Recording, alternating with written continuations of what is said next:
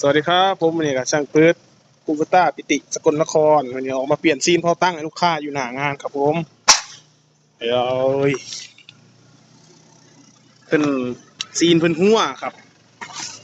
แต่ประเด็นคือเพิ่นเอาน้ำมันเกียร์ใส่บู๊ลูกครับผมอย่างดำอย่างเหม็นครับผมน้ำมันเกียร์ถ้าเป็นไปได้ก็บ่แนะนำให้ใส่เด้อครับผมน้ำมันเกียร์ในลูกปืนว่าสิซึกไวตัวเสื้อนี่ก็สิซึกไวครับผมน้ำมันเกียร์เห็นหลายคันแล้วครับเพิ่นว่าใส่น้ำมันเกียร์ละดีเลยใส่น้ำมันเกียร์ละคักอยู่ครับผมคักตรงที่ซีนผมว่าน้ำมันเกียร์มันหนืดครับผมเวลาเศษเล็กเศษลาที่มันออกมาจากเครื่องเกียร์ที่มันสึกหลอออกมาล่ะมันสิมักเข้าไปค้างอยู่ในบ่าลูกปืนพวกนี้พวกลูกปืนพวกนี้ครับมันหนืดเนาะน้ำมันเกียร์ค้างเข้าไปก็เรียบร้อยแล้วครับนี่มันก็สึกล้อมันก็ขูดกันไปเรื่อยๆนะมันก็จ่อยครับผมจ่อยไปก็โอ้ยเปลี่ยนเสื้อตัวนี้เปลี่ยนลูกปืนกับลายบาทลายสตังค์อยู่เด้อครับเด้อก็เป็นไปได้กะอย่างคักอย่างดีกับน้ำมันไฮโดรลิกคูปต้าเฮาเนี่ยครับน้ำมันไฮโดรลิกตาช้าง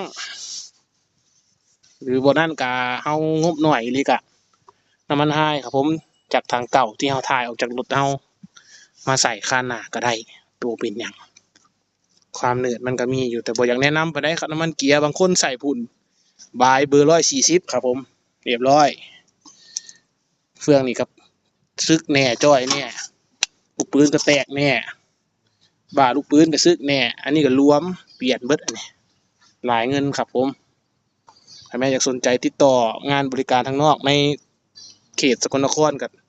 ในเบอร์ในซื้อคลิปเลยด้วยครับผม